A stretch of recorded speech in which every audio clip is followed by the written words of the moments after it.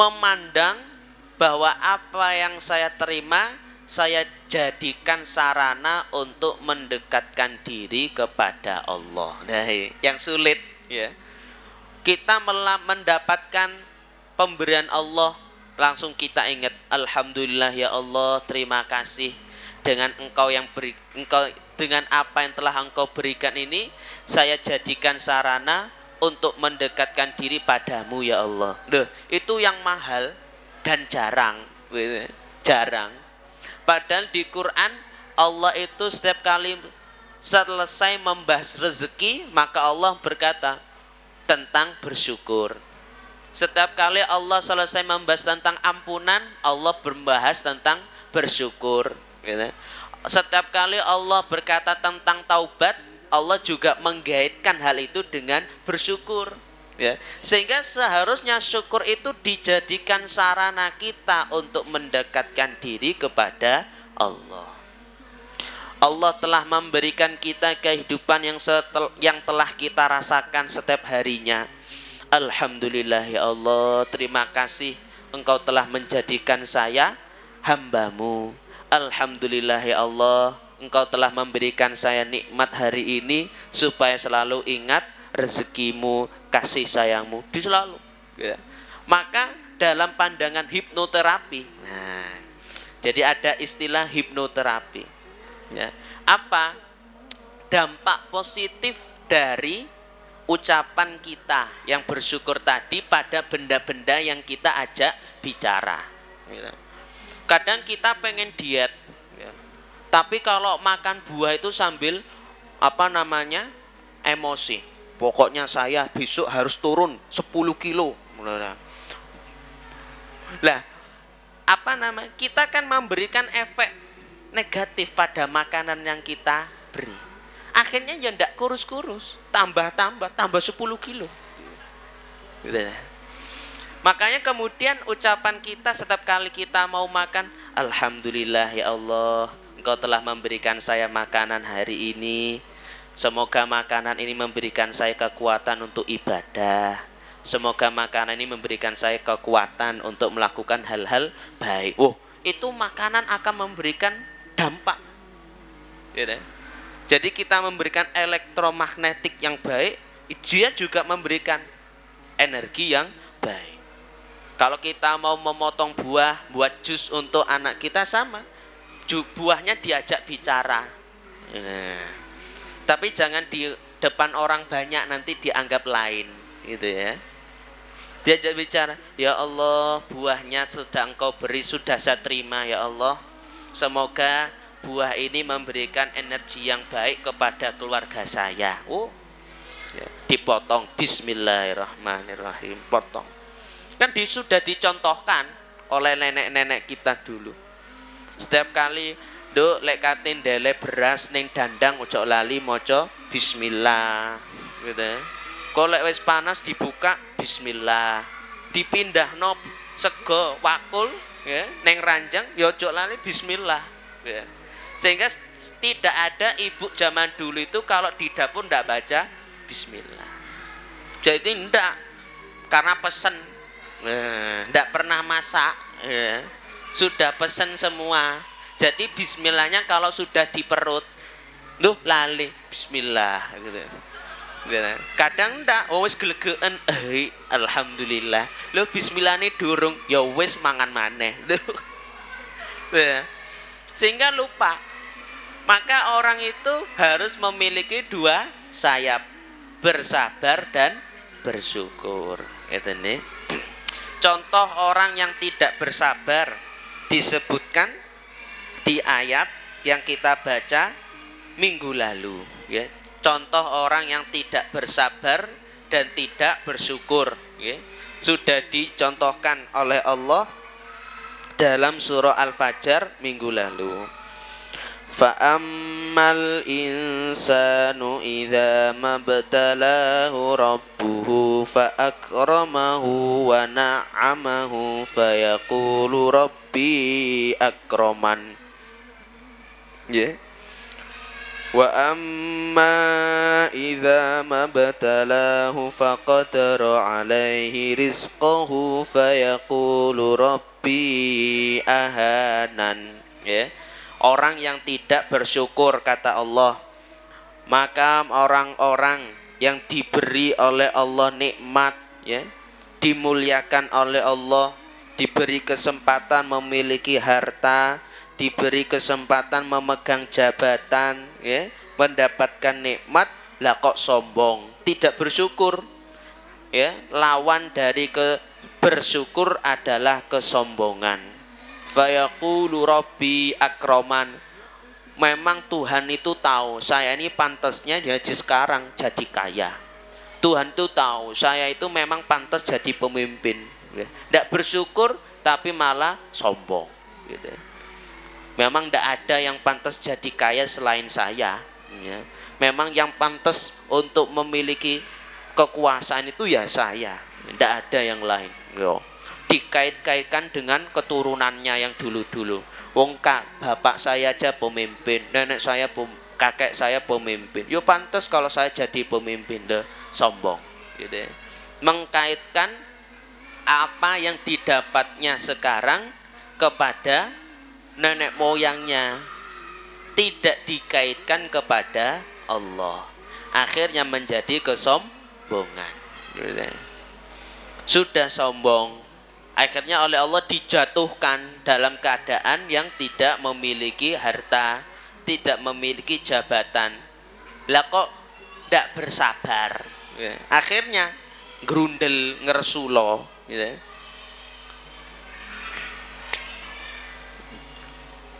Wa amma idza mabtalahu faqadara alaihi rizqahu fayaqulu rabbi ahanan. Dan jika diuji oleh Allah, disedikitkan hartanya, malah berkata Tuhan telah menghina saya. Loh, disalahno pangerane. Wong dulu ketika memiliki kesempatan memiliki harta, wong dia leha-leha, ndak ingat Tuhan. Ketika jatuh ingat, tapi malah menyalahkan Tuhan. Nah, ini adalah kondisi orang yang tidak bersyukur dan tidak bersabar. Siapa? Menyalahkan orang lain hingga menyalahkan Tuhan. Tidak mau menyalahkan dirinya sendiri. Padahal sumber kesalahan ya berasal dari dirinya sendiri.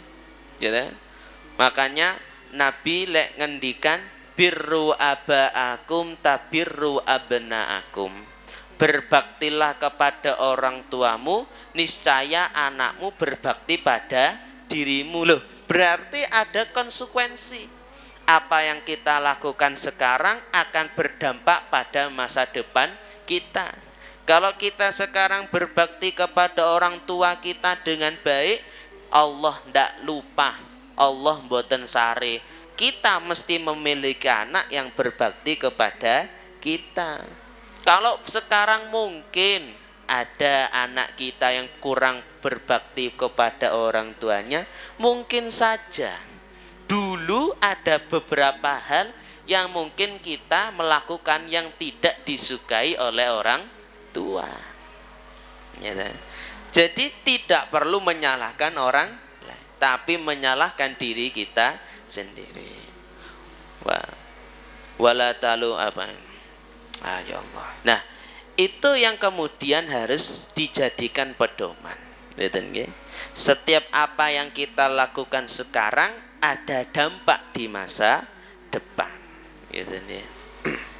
Maka yang kita lakukan sekarang ini adalah memposisikan kapan kita harus bersyukur, kapan kita harus bersabar, ya. Ketika mendapatkan nikmat Allah hari ini, pagi ini, bersyukur, alhamdulillah ya Allah, terima kasih, saya gunakan apa yang telah Engkau berikan untuk mendekatkan diri padamu. Kalau nanti sore kemudian mendapatkan musibah, ya Allah, innalillah wa inna ilaihi rajiun, ini darimu dan akan kembali padamu ya Allah, saya terima. Saya akan mencari cara yang terbaik untuk bangkit dari keadaan musibah ini. Sehingga tahu posisinya. Kapan harus bersyukur, kapan harus bersabar.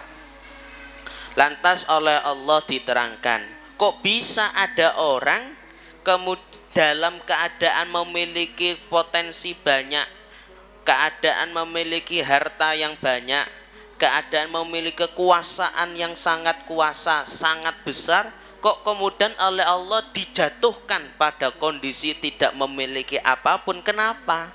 Dijawab oleh Allah, kalla balla yukrimunal yatim. Kalla, bukan demikian hai manusia. Bukan Allah yang memang ingin menghinakan kamu.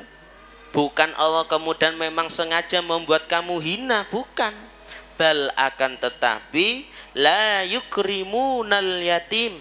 Mereka orang-orang yang Allah hinakan tidak memuliakan anak yatim, membiarkan anak yatim tidak diasuh, tidak dilindungi. La yuhsinuna ilaihi, tidak melakukan kebaikan kepada anak yatim, ma'aghinahum, padahal memiliki kekayaan. Aw la yu'tifunahu haqqahu minal mirath, atau tidak memberikan hak waris kepada anak yatim. Sejatinya ada anak yatim mendapatkan warisan dari orang tuanya. Lah kok warisannya dimiliki sendiri? Yang seharusnya itu haknya anak yatim, makan harta anak yatim. Lah itulah yang menyebabkan kamu dihinakan oleh Allah, sebelum mati dijadikan orang yang tidak memiliki apa-apa. Di dunia hina, matinya hina, di akhirat masuk neraka. Na'udzubillahi min dzalik. Ya. Berarti ada orang-orang yang mencapai kekayaan. Ada orang-orang yang mencapai kekuasaan dengan cara yang tidak benar. Karena menggunakan cara yang tidak benar, maka orang-orang seperti itu tidak akan pernah bisa bersabar dan bersyukur. Ya. Orang yang menggunakan cara yang dilarang oleh Allah untuk mendapatkan kekuasaan, untuk mendapatkan harta duniawi, maka tidak akan pernah bisa bersabar dan bersyukur. Malah di dalam hatinya akan muncul rasa tamak, kerakusan, pengen lebih, pengen lebih, pengen lebih. Contohnya adalah membiarkan anak-anak yatim tidak terawat dengan baik. Loh, kenapa kok harus anak yatim? Bukankah anak yatim itu manusia? Sama dengan kita. Gitu. Dan anak yatim ini berpotensi untuk mengembangkan kehidupan dunia sama dengan kita. Dan anak yatim ini pun akan menggantikan posisi kita. Ya. Memang kita mau hidup berapa tahun? Ya. Kadang kita kalau doa agak menakutkan doanya. Allahumma inna nas'aluka tula umri. Ya Allah, saya minta umur panjang, warizqan wasi'an, rezeki yang banyak, ya. Wasihatan wa afiatan, sehat buger. Itu kan agak menakutkan. Kalau terus sampean punya harta banyak, umurnya 100 tahun lebih, sehat, tapi bolone wis gak ono. Bolone wis gak ono. Lah ya, bolone wis gak ono. Ya. Bolone wis gak ono. Kate ngomong ambek sapa ngobrole. Ya. Maka kemudian doanya yang baik apa? Allahumma inna nas'aluka tula umri fit taqwa. Ya Allah, saya minta umur panjang dalam ketakwaan. Ada nilainya. Saya umurnya panjang tapi bernilai. Kenapa? Saya gunakan umur yang panjang untuk ketakwaan. gitu. Wa rizqan wasi'an halalan thayyiban. Kalau memang saya ditakdirkan olehmu ya Allah memiliki rezeki yang banyak, semoga yang rezeki banyak itu halal dan baik. Dawa umure rezekine haram. Ya, sapa sing kate nyidek. Gitu. Yang ada malah dijauhi. Kaya ndak ada bolo. Kaya ndak ada teman. Mati ya enak gitu.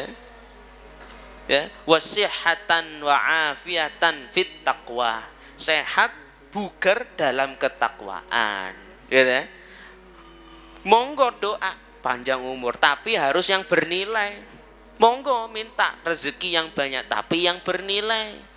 Monggo minta sehat juga harus bernilai. Dalam apa? Ketakwaan.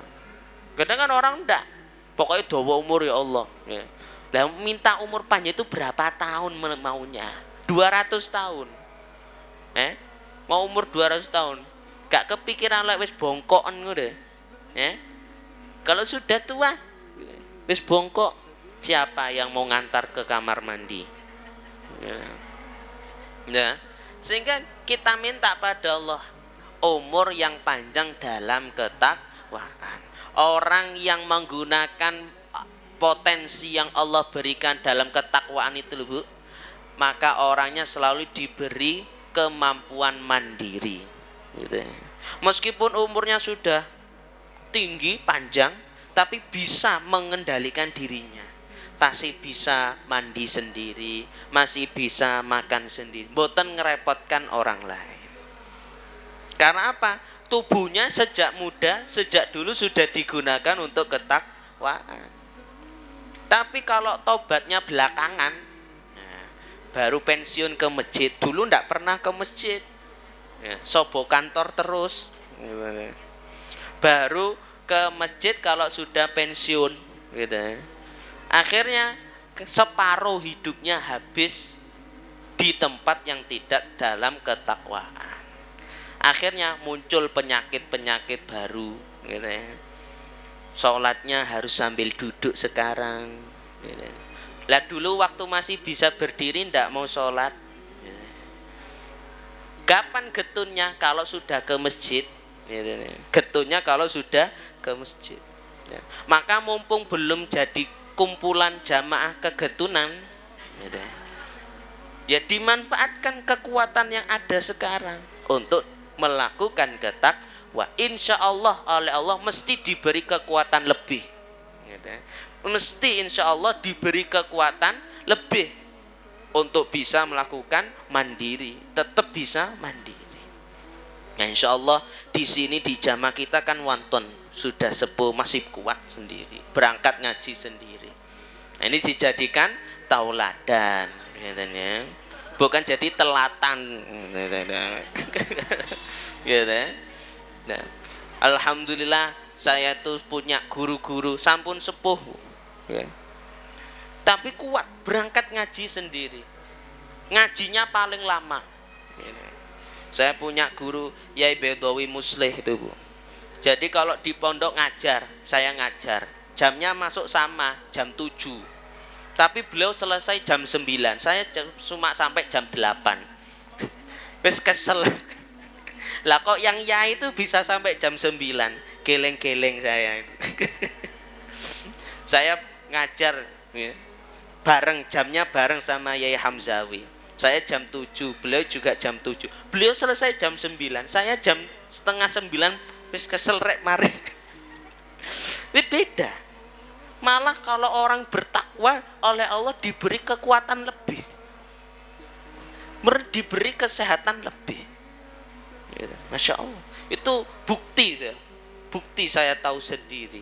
Gitu, nah, tapi kalau kemudian oleh Allah diberi sehat, oleh Allah diberi panjang umur, oleh Allah diberi harta yang berlimpah, tapi tidak digunakan untuk kebaikan, macem-macem, takut, ada penyakit sedikit takut, gitu. Seperti kemarin ada kasus COVID langsung, gitu. Beli masker habis-habisan, ketakutan. Gitu. Jadi ada sakit sedikit sudah bingung. Kenapa? Tidak menggunakan kesehatan yang dimiliki untuk ketakwaan. Oleh Allah diganti dengan ketakutan. Naudzubillah. Zaman tinggal orang-orang ya oleh Allah diberi rezeki banyak, tapi tidak digunakan rezeki yang banyak untuk kebaikan. Wedi, takut, kelihatan gula, aduh, tidak boleh, tidak boleh. Kelihatan daging, oh tidak boleh, repot. Sedangkan orang tahlil itu hampir setiap malam Jumat gule bu, saman. Dini, masya Allah. Jadi kita jaga kesehatan tetap olahraga, jogging, tetap makan dia tetap. Tapi Allah yang kemudian memberikan kekuatan lebih kepada kita. Ini. Nah, makanya seperti yang saya sampaikan di awal, jangan lupa kita berzikir Bismillahirrahmanirrahim, wala haula wala quwata illa billahil aliyil azim. Berapa? 10 kali setiap hari. Insyaallah oleh Allah diberi kekuatan lebih, diberi kesehatan lebih, diberi rezeki yang bermanfaat. Oh, masih lama. Wala yahudduna ala ta'amil miskin, wala yahudduna, dan tidak bergegas anfusahum, dirinya sendiri, wala ghairahum, tidak pula orang lain, ala ta'amil miskin, untuk memberikan makanan kepada orang miskin. Diberi oleh Allah potensi rezeki yang banyak, tapi dimakan sendiri. Melihat orang miskin biasa, malah males. Melihat orang miskin kelaparan biasa, tidak malah memberi. Maka oleh Allah tadi diberi ketakutan. Itulah faktor yang kedua menyebabkan kamu, hei orang-orang, menjadi hina di hadapan Allah. Karena ketika Allah memberikan kepadamu kemampuan rezeki berlebih, tapi tidak kamu berikan kepada orang miskin, tidak menyantuni orang miskin, tidak mau memberikan makanan kepada orang miskin. Itulah yang menyebabkan hartamu habis, hartamu hilang, tidak berkah. Gitu nih. Alhamdulillah dan masjid kita ada posko, ya, makanan gratis ya, tinggal ambil. Itu bentuk kita berarti peduli pada orang-orang yang membutuhkan makanan. Karena dalam ajaran kita agama Islam ada 2 orang yang tidak mampu, namanya fakir, miskin. Ada orang dipanggil fakir karena tidak memiliki pekerjaan, ya, tidak memiliki pekerjaan, tidak memiliki penghasilan. Mau ndak mau kita yang memiliki berlebih harus mencari, gitu. Siapa yang disebut fakir kita beri. Tapi ada yang disebut dengan miskin, memiliki pekerjaan, punya pekerjaan, tapi apa yang dihasilkan tidak cukup, gitu nih, tidak cukup untuk memenuhi kebutuhan. Mungkin ada tetangga kita pagi masih bisa sarapan, tapi malam sudah tidak bisa makan. Mungkin hari ini bisa makan, ternyata besok sudah harus puasa. Nah, ini harus berdasarkan kepekaan kita, gitu, untuk mengetahui hal itu. Jangan cuma duduk, yang butuh datang, egois namanya. Sing butuh teko. Bukan seperti itu yang diharapkan Nabi. Tapi kamu datang. Datang itu supaya kamu tahu, oh memang membutuhkan. Kalau kamu cuma duduk manis ya, yang butuh datang, itu mesti nanti ada faktor apa? Grenjel di hati. Ini tenanan melarat apa ora? Kok tibano getok-getokan lho, suudzon gitu. Jadinya suudzon. Sehingga lebih baik kamu tahu sendiri, datang, oh memang ini diberi, oh saya tahu sendiri memang diberi. Nah, apa yang kita lakukan Itu semua insya Allah menyebabkan kita selalu oleh Allah ditempatkan pada derajat orang yang mulia. Tapi kalau kita menganggap ini remeh, maka naudzubillah, bisa-bisa Allah rendahkan kita sebelum mati, ya. Naudzubilahnya lagi su'ul khotimah, naudzubilahnya lagi di hari kiamat bingung menjawab pertanyaan Allah, gitu ya. Dan yang paling diwanti-wanti oleh Allah, wa yakulunat turatha aklal lamma, mengkonsumsi waris, mengkonsumsi harta warisan dengan berlebih. Maknanya apa? Mengambil jatah waris orang lain, tidak mau menggunakan hukum Islam dalam menentukan waris. Melihat ini orang tua punya tanah 10 hektar, dipenuhi dengan rerumputan hijau, matanya ikut hijau. Punya saudara 3, laki-laki 1, kakaknya, perempuan 2. Dalam hukum Islam, yang laki-laki mendapatkan jatah 2, yang perempuan 2 mendapatkan jatah 1 dibagi 2. Kenapa kok seperti ini? Supaya yang laki-laki sadar masih memiliki tanggung jawab ngurusi 2 saudaranya. Kalau kemudian dibagi rata, 10 hektar bagi rata, otomatis persaudaraan seketika langsung terputus. Mikir dewe-dewe. Mungkin adil tapi sementara, setelah itu hilang, ya. Maka Allah sengaja membuat hukum faraid, namanya hukum waris, dibagi dengan baik supaya tetap ada hubungan saling tolong menolong, bantu membantu. Yang perempuan jatahnya sekian, laki-laki jatahnya sekian, untuk memberikan kesadaran, yang punya bagian waris lebih, kamu itu punya tanggung jawab untuk ngurusi yang bagian warisnya di bawah kamu. Bukan malah ditinggal, dek ya wis ya bagianmu ini wis mari. Tuh, lah ini saudara apa juragan tanah ini. Gitu. Ada suami meninggal, tinggal istri, anaknya 3 laki-laki semua. Ya. Mendapatkan bagian lebih besar yang anak laki-laki, supaya tahu dia punya tanggungan ibu untuk ditolong, dirawat. Kalau kemudian wis bagi roto, nanti anaknya wis badada, ibu saya sudah dapat harta.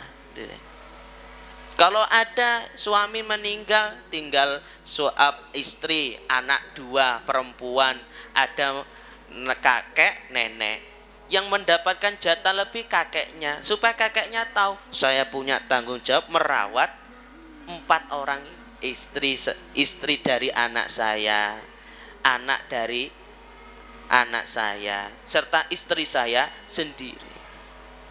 Jadi hukum Islam itu memang dibentuk untuk memberikan kesadaran bahwa kamu ini meskipun berkeluarga tidak akan pernah putus hubungan keluarga itu. Ya, kadang kita enggak mau mandang, pokoknya sudah kaya selesai, saya enggak mau lagi punya hubungan sama di kampung, enggak pernah menengok, enggak pernah mencari informasi keluarga gimana. Nah, ini yang ditakutkan oleh Allah. Maka dalam bahasa Al-Quran, orang yang memutus persaudaraan, memutus kekeluargaan ini nanti disebut fasik, orang yang fasik. Sedangkan dampak orang yang disebut fasik tidak boleh dijadikan saksi, entah saksi pernikahan, entah saksi pengadilan, entah saksi sumpah, tidak boleh dipakai. Karena apa? Sudah merasa tidak ada hubungan dengan keluarga tadi. Maka sampai ada hadis Nabi, ilmu yang akan diangkat pertama kali oleh Allah, ya, di muka bumi adalah ilmu waris. Kan hadisnya Sahih Bukhari, bahwa nanti ketika mendekati hari kiamat, ulama-ulama dimatikan. Ya, apa? Para ahli ilmu waris ya, diangkat oleh Allah. Supaya apa? Kemudian manusia saling merasa memiliki hak. Akhirnya terjadi tanda kiamat yang kedua, saling bunuh-membunuh, padahal saling saudara. Kalau sudah saling bunuh-membunuh, syahwat yang naik, maka akan menjadi lumrah perzinahan. Sekarang sudah banyak kasus-kasus tengsik. Ngerti tengsik, Bu? Meteng dhisik. Gitu. Dan sudah dianggap lumrah, bukan lurah. Lumrah sama orang banyak. Ya pondok, kecelakaan Pak, ya wis meneh karek budal. Budal apa? Yang KUA. Kok sebegitu remehnya memandang hal tersebut. Ya. Ilmu sudah hilang. Gitu. Membunuh sudah biasa, perzinahan setiap hari, maka akan muncul tanda-tanda kiamat lainnya. Sudah terbukti apa belum? Ya wis ngerti yo. Ngene kan mosok cek ngaji, Bu. Oh. Ya. Nah, sudah tahu, nggih. Maka orang yang sadar menggunakan potensi yang masih dimiliki untuk terhindar dari hal-hal tersebut. Nah, inilah 3 hal yang menyebabkan orang itu dihinakan oleh Allah, meremehkan, membiarkan anak yatim, tidak memberi makan orang miskin, memakan waris dengan berlebihan, memakan harta warisan berlebihan, tidak memandang hukum Allah. Ini. Terakhir yang keempat, wa yuhibbunal mala hubban jamma. Mereka yang dihinakan oleh Allah dulu mencintai harta dengan cinta yang banyak. Saking cintanya dengan harta, fala yunfiqunahu, tidak mau menafkahkan hartanya, dipek dhewe. Jadi faktor ada berapa? 4. 4 faktor inilah yang menyebabkan kita, naudzubillahi min dzalik, dihinakan hidupnya oleh Allah. Mencintai harta berlebihan. Sudah punya tas 1, lah kok kepingin lagi, belum rusak tasnya, beli lagi. Alasan, loh kan pengajian majelis ilmunya ada 2, tasnya untuk yang 1, ini yang 1, masih boleh. Moro majelis ilmu ono 10, tasnya kudu ono 10, repot nih. Itu masih dalam bentuk barang, benda. Apalagi nanti kalau sudah disuruh megang fulus uang. Nah, tidak cukup 1, minta lebih. Bayangkan, itu sifat alami manusia. Allah sampai menceritakan sifat alami manusia itu terbawa nanti sampai di surga. Ada hadis Bukhari Muslim Sahih. Orang terakhir kali dikeluarkan dari neraka oleh Allah, dikeluarkan terakhir, tinggal dia tok.